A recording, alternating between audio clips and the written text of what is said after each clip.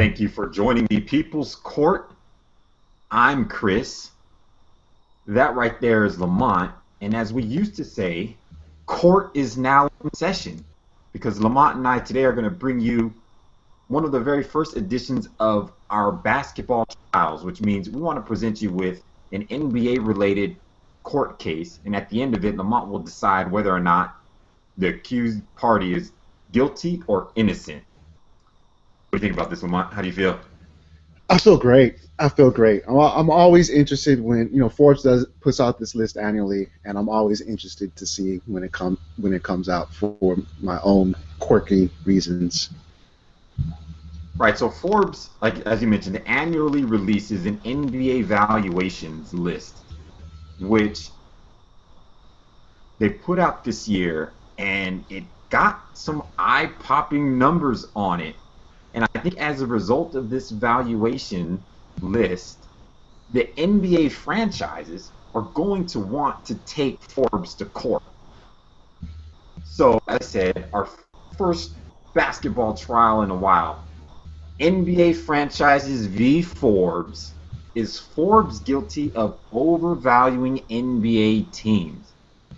And just to kind of give you a quick overview of what the Forbes report said. In the report, average teams are now worth $1.1 billion. Yes, that's a billion. Too bad I don't have that. Remember, I used to have that sound drop, billion, from $1 billion. Yeah, from the Austin Powers movies. $1 billion. That's a 74% increase compared to last year's valuations. There are now a record 11 teams worth $1 billion according to Forbes. That's compared to only 3 from last year. And Forbes kind of puts together these valuations based on a team's revenue, their operating income, the recent, well, not actually, it's not that recent anymore, and it's a couple years old, but the CBA that the league and players agreed to a few years ago, and a few other items that kind of roll into this overall valuation. So going back to the question at hand, Lamont, is Forbes guilty of overvaluing NBA franchises? What do you think? I think that they're innocent of overvaluing NBA teams. If you take a look back at the last, or dating back to 2004, about a dozen teams have been sold for an average of $541 million. And that includes an average of $541 million. Wow. About a dozen teams, are almost half of the league, with 2 additional teams, the Atlanta Hawks and the Brooklyn Nets, that are probably both up for sale.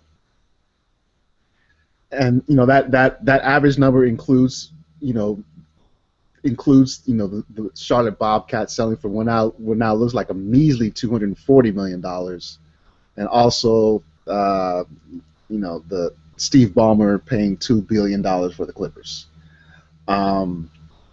Last season, the average operating profit for each NBA team was a little over $23 million, about the same as it was last season, and that number was actually hurt by the fact that the Nets had a record $100 million loss. We all know about that. We also know that both Disney and Turner signed or renewed their TV contracts with the NBA. That begins in for the 2016-2017 season. That's going to pay out between the 2 networks. They'll pay the NBA $2.6 billion per season. So when you look at it, it's all trending upward. The revenue sharing within the league has increased. Forbes cited that the Atlanta Hawks, the aforementioned Hawks, after losing money for 5 straight years, actually netted a profit of about $20 million. TV ratings have gone up over the past decade. every you know every team is signing newer and better local TV deals, with the most famous one being the Lakers. What is it, 20 years for $4 billion that they have with Time Warner. So no, I don't think this number is too high. If not, even if it is a little bit difficult to swallow at first, but I think the number is right on. Here's where I would be sitting if I were, say, Adam Silver, who of course represents the teams. If I was Mark Cuban or Jim and Jeannie Buss or Jerry Reinsdorf or Vivek Ranadive or any of these other NBA owners.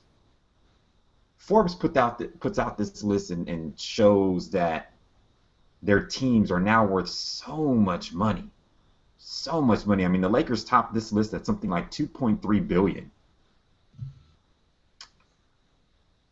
But the teams know and the league knows that they're going to have to eventually get back to the bargaining table with the players, and they need things to look bleak for them. I mean, just last year, Adam Silver was talking about how teams are still losing money. And with a report like this, with valuations going through the roof, it's bad for their negotiations. They need to be able to say, look,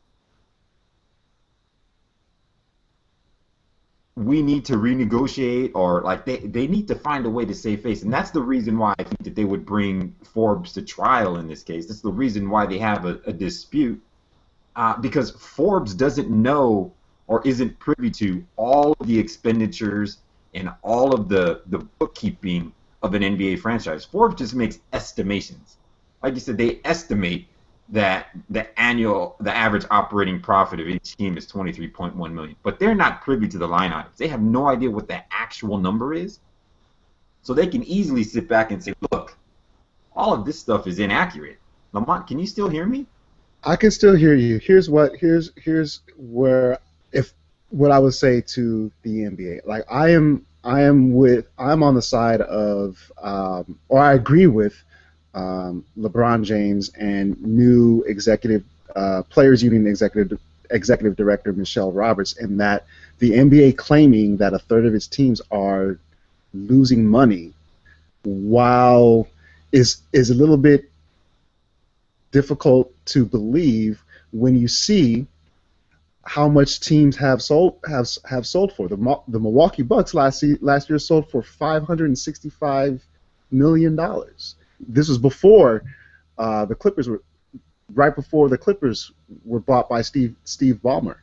The Wizards sold for $550 million. Sacramento was over $500 million. And if they want to say, if the NBA wants to say that up to a third of its teams are losing money each year, then instead of privately circulating a memo, circulating a memo with balance sheets for the teams, make it public.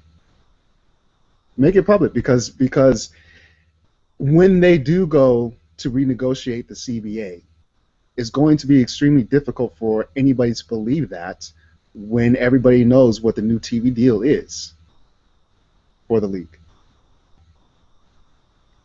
Yeah, I'm trying to make a case. I'm trying to make a case for the NBA here, Lamont, and I was trying to play a little bit of devil's advocate, because that's really the only thing that the league could say. That's the only leg they can stand on, is by saying, well, you guys aren't actually seeing the numbers. You're just making estimates, so your valuations are off because you're not seeing the estimates. I don't know if you ever watched that show Shark Tank, but I love watching the show, and of course Mark Cuban would love the fact that I watch the show, given that he's a cast member on, and I think a producer of the show. But on that show, what they constantly do to entrepreneurs who walk into the tank is they ask them, well, how much revenue did you have and how much money did you earn?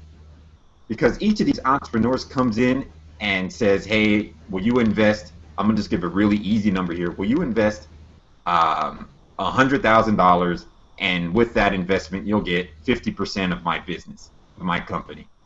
So then the sharks will do the math and they'll say, well, by that you're saying your company is worth $200,000 based on what you're asking for. And then they'll say, well, how much money did you earn last year, and how much profit did you earn? And then the entrepreneur will say, oh, we sold $50,000 worth of goods, and on that we earned $10,000.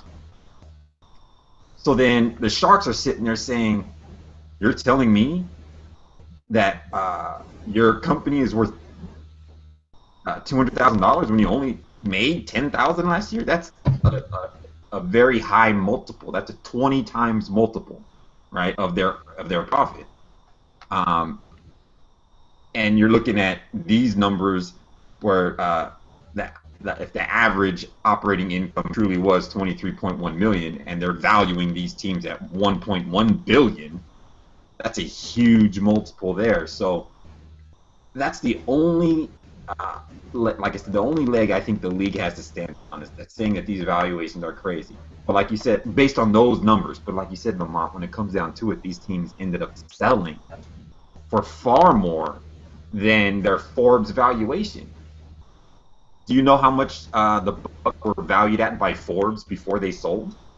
Off the top of my, it was less than 550 million. You know what you know what Forbes currently values the Clippers at, despite the fact that they sold for $2 billion last year? They currently value them at 1.6 billion. But you know, right. the Clippers might say that. Right, you can say even though the Forbes valuations are crazy, they're still selling for more than what Forbes is valuing them at. Forbes valued the Clippers now, after they sold for $2 billion, they still only value them at $1.6 billion. Yeah. Which means that Forbes is wrong of their valuation. Forbes' valuation is $400 million, or 25% less than it should be. That's crazy. It is crazy. You know, I find it very difficult to believe that this many. If NBA wants to say that a third of their teams are losing money, I find it very difficult to believe when you hear all these numbers. You know, we're talking about the current CBA. You know, players gave up so much share of their BRI. It went from 57% before this current CBA to about 50%. And everybody, again, that was a public labor, very public labor negotiation. And everybody I think that, just to kind of update that number, because of the TV deal the league signed, which is going to push the total revenue of the league up, then the players' percentage goes up to like 51%. Ooh, big whoop, I know, right? But I think prior to that deal, it was a hair under 50%, and then it will get bumped up to 51%. It varies between 49 and 51%. In other words, about half, as opposed to almost 60%. But so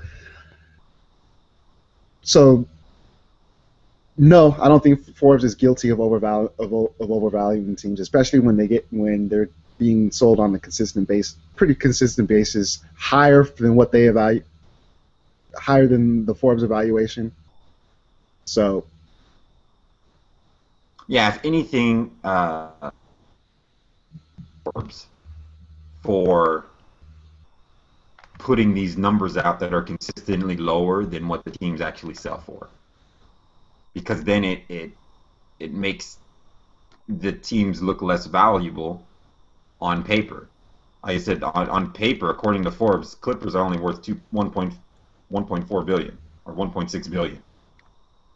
The Lakers, even though they are worth, according to Forbes, 2.3 billion, they could probably sell close to 3 billion. So, if anything, the league should be thanking Forbes and not throwing this fictional case at them as we've done. So Forbes is innocent. I agree. Forbes is innocent. Case closed? Case closed. Their staff writers and editors can sleep easy. That's right. for this fictional case that would have netted them absolutely zero punishment. Yes, yes, But yes. it's always fun to debate. It's always fun to argue. You can continue this debate with us on Twitter at People's Court FM. Tell us whether or not you believe Forbes is guilty or innocent. Or if you have a potential case for us that you'd like us to investigate, please do so by hitting us up on Twitter at People's Court FM. Check us out on our blog, http://thepeoplescourt.fm. And on that note, court is adjourned.